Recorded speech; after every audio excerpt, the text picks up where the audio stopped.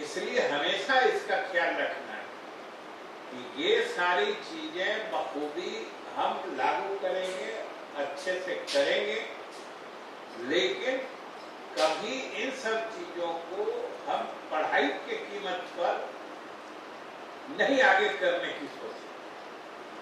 यही चुनौती है आपके सामने। बिना हमारी पढ़ाई या पाठ्यक्रम का जो प्रगति होती है या शिक्षक जो शिक्षा दान करते हैं, बिना उसको प्रभावित किए इन सब योजनाओं का कारगर क्रियान्वयन करना है, यही आपके सामने चुनौती है। क्योंकि अगर हमारे शिक्षक अलग इन्हीं सब योजनाओं के क्रियान्वयन में, हम तो केंद्रीय जो हमारे शिक्षा मंत्री हैं श्री धर्मेंद्र प्रधान जी से मैं उनसे मिला था, तो मैंने उनसे निवेदन किया और वो भी इस बार शामिल किया है कि इसका क्रियान्वयन जो स्वयंसेवी संस्था है, स्वयं सहायता समूह है, इन लोगों के माध्यम से करने का, क्योंकि इसी का दूसरा मतलब होता है कि हमारे शिक्षक इससे बाहर रहें। अगर ये सारी चीजें स्वयंसेवी संस्थाएं या स्वयं सहायता समूह के माध्यम से होता है, तो उन लोगों ने, भारत सरकार ने इस बार ये सोचा है कि हम लोग इसको, इस काम में उन लोगों को भी शामिल करें। और हमें यह बताते हुए खुशी हो रही है और हमें अच्छा भी लग रहा है कि इन सब चीजों में भी हमारा प्रदेश, हमारा विभाग, मुख्यमंत्री नीतीश कुमार जी के नेतृत्व में हमने इन कार्यों को पहले से ही शुरू करके रखा है। आप सब ने देखा होगा जो चीजें आप ही लोग लागू कर रहे हैं। हम लोगों ने पटना जिला में लगभग 450 स्कूलों में स्कॉल और अच्छे पात्रा को दिया है चलाने के लिए। इसी तरीके से हम लोगों ने जीविका समूह है, उनका भी हम लोगों ने मुजफ्फरपुर और शायद जहानाबाद जिले में प्रयोग के तौर पर हम लोग उनके माध्यम से भी करा रहे हैं। बाकी कम्युनिटी किचन सेट के माध्यम से हम लोग दूसरे एनजीओ को भी काम करने का मौका दे रहे हैं। तो जो चीजें अब सोची जा रही है, हम लोग उस सिलसिले में, उस दिशा में भी हम लोगों ने पहले से काम करना शुरू कर दिया है। लेकिन देखना यही कि भाई सब कुछ इनके सही क्रियान्वयन के साथ हमारा मौलिक दायित्व भी उतने ही कारगर तरीके से चलता रहे।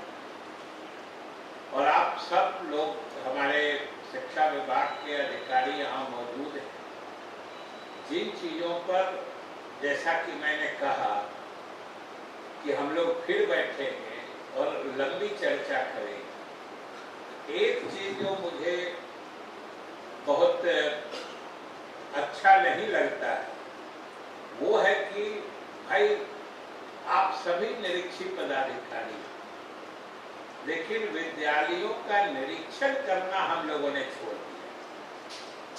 हमको तो याद है अपने बचपन, उस समय, आज तो आप लोग प्रखंड शिक्षा पदाधिकारी, डीपीओ, डीओ कहलाते हैं, उस समय तो एक डिप्टी इंस्पेक्टर ऑफ स्कूल्स होते थे प्रखंड में या प्रमंडल में, तो भी हमको ठीक से याद नहीं। एक आदमी हमको याद है, प्राइमरी स्कूल में जब पढ़ते थे तो वो साइकिल से चलते थे, लेकिन जिस दिशा में उनकी साइकिल निकल जाती थी उस पूरे इलाके में शोर हो जाता था। आज डिप्टी साहब इंस्पेक्शन में आ रहे, आज इंस्पेक्शन ही बंद हो। आपका दायित्व ऑफिस में बैठ के तो जितना काम करने का है, हम समझते हैं कि उनके लिए तो आपके पूरे सप्ताह भर का 2 से 3 दिन काफी। बाकी समय अगर निरीक्षण में जो हमारे मध्याह्न भोजन के भी डीपीओ है, अगर मध्याह्न भोजन देखने भी जाएंगे स्कूल तो पढ़ाई होती है कि वो खाना देख रहे हैं तो पढ़ाई होती है कि नहीं होती है वो भी देख सकते हैं। हमारे शिक्षक पूरे समय तक विद्यालय में रहते हैं कि नहीं रहते हैं ये भी देख सकते हैं। और ये जान लीजिए कि शिक्षा विभाग की उपलब्धि या हमारा आपका चेहरा सही तभी माना जाएगा जब हमारे दूरस्थ इलाके में अवस्थित विद्यालयों में भी पूरे समय तक पढ़ाई होगी, हमारे शिक्षक अपना 100% दे के अध्यापन कार्य करेंगे, उसी से जनता की नजर में हमारा और आपका चेहरा सही हो। और ये तभी होगा जब आप भी पारदर्शी तरीके से काम करें। और मुझे कोई शक नहीं कि इतना आप सब में सलाहियत है, हुनर है, सक्षम भी हैं आप कि आप चाहिए तो हफ्ते दिन से 1 महीना के अंदर सभी गांव देहात के स्कूलों विद्यालयों में जो पढ़ाई अध्ययन अध्यापन का कार्य चल रहा है उसमें सुधार तुरंत आप दिखा दे सकते हैं लोगों। तो भाई हम तो वही आशा रखते हैं।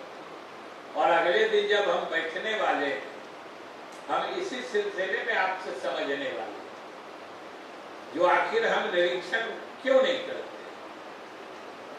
और निरीक्षण का मकसद क्या है।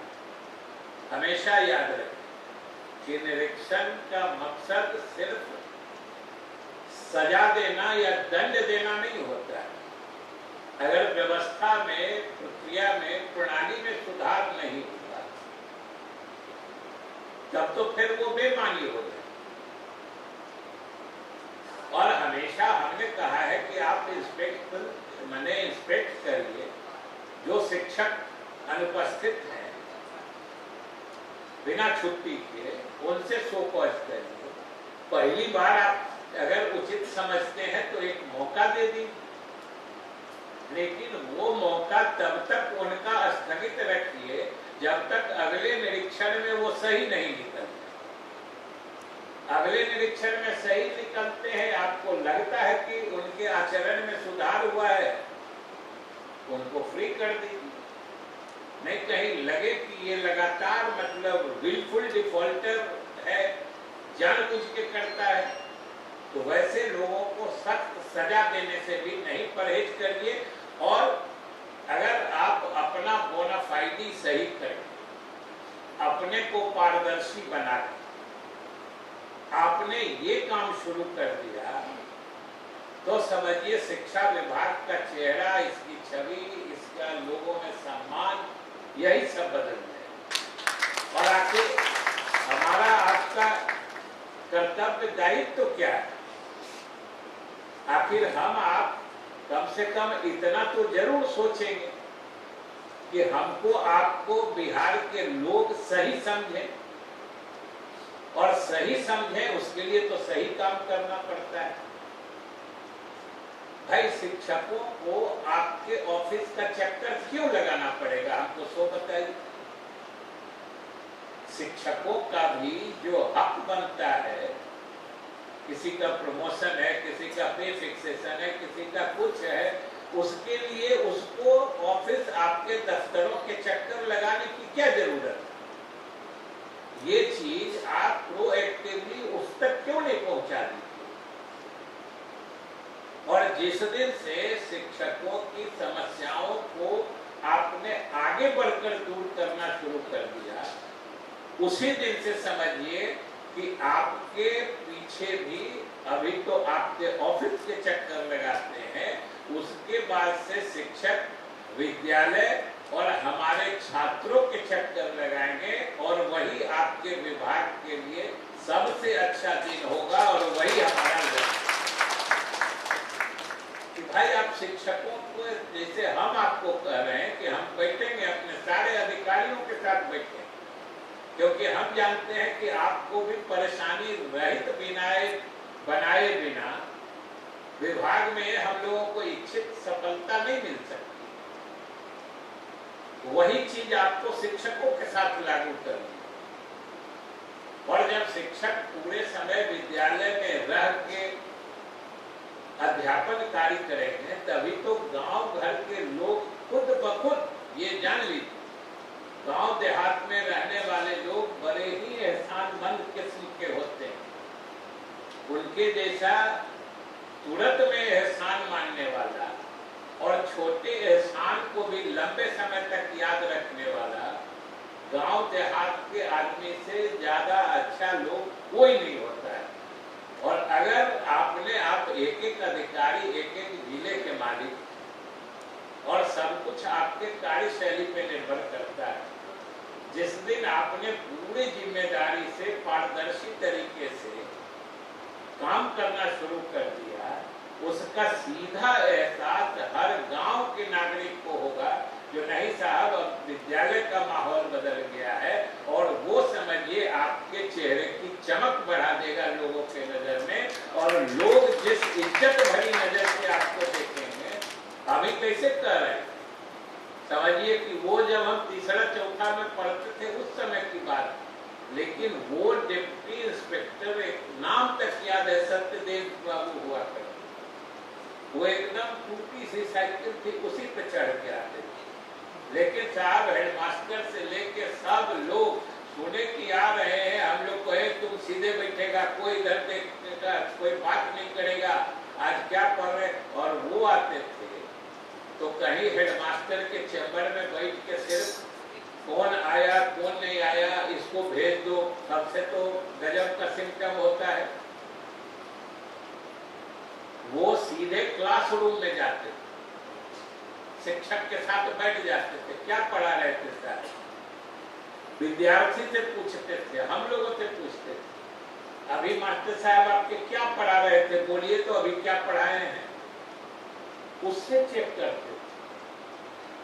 तो इसका मतलब होता है आपके जाने का भी मकसद तभी पूरा होगा कि आप समय देके हमारे शिक्षक अपना 100% शिक्षण में दे रहे हैं कि, और वो दे रहे हैं तो उनके परफॉर्मेंस का लेवल भी आप देखें। जो आपको अच्छा लगे, अच्छा काम करने वाले, अच्छी पढ़ाई करने वाले शिक्षक लगे, उनको प्रोत्साहित भी करिए। लेकिन इन सब चीजों में भाई आपकी बड़ी महत्वपूर्ण भूमिका है। बिना आपके सक्रिय सहयोग के ये काम नहीं हो सकता, और ये काम नहीं होगा। आखिर आप बताइए ना कि खाना पीना अच्छे से मिल गया, खूब पौष्टिक भोजन हम लोग दे दिए, और बच्चा को कुछ आएगा ही नहीं, पढ़ाई करते निकलते चला जाएगा, तो हमारे विभाग का क्या होगा? अगर बच्चा खूब हृष्ट खूब अच्छा स्वास्थ्य लेके स्कूल से निकला, लेकिन उसको ABCD मतलब 8वां पास कर गया, ABCD नहीं लिखने आता है, तो उस अच्छे स्वास्थ्य का क्रेडिट कभी आपको मिलने वाला है? आपको तो उसके ज्ञान अगर सही नहीं हम दे पाए, उनके बुद्धि का अगर हम लोग सही ढंग से नहीं बढ़ा पाए, तो उसका डिस्क्रेडिट जरूर आपको मिलने वाला है।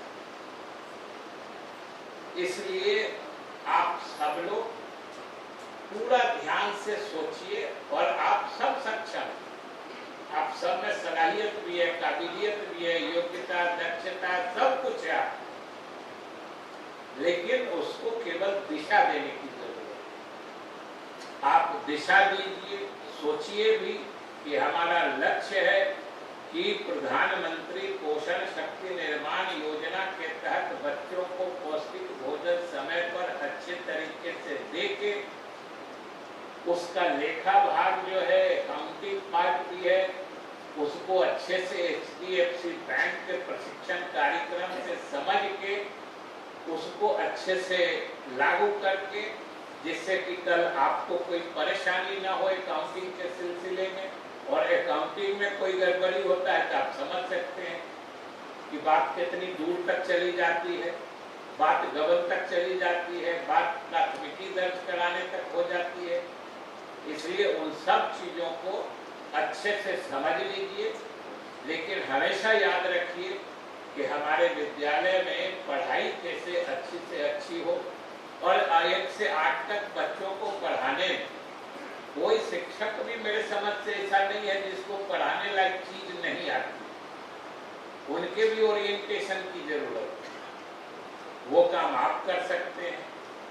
भाई सीधी बात है कि विभाग का चेहरा, विभाग की छवि, विभाग की सफलता, ये सब कुछ की चाबी आपके पास है। हम आपके कठिनाइयों को दूर करने के लिए पूरे विभाग के अधिकारी और मुख्यालय के साथ हमेशा हाजिर है। लेकिन भाई आपसे एक ही अनुरोध है कि शिक्षा विभाग की छवि जो गांव के प्राथमिक विद्यालयों और शिक्षकों की पढ़ाई से साबित होती है या वो एक तरह से लक्षित होती है, उसको आप दुरुस्त करा दीजिए। और इसी सिलसिले में हम फिर मिलेंगे।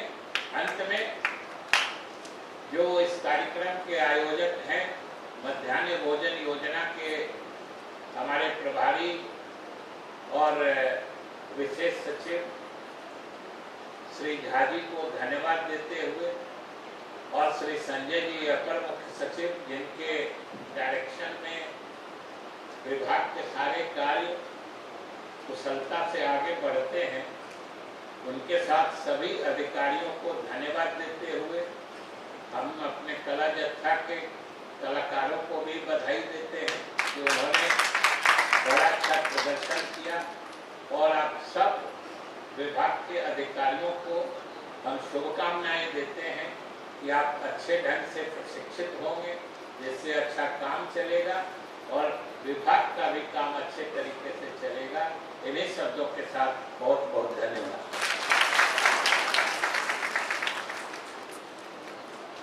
मध्याह्न भोजन योजना के मूल में शिक्षा ही तो है, शिक्षा का समाधान है। शिक्षा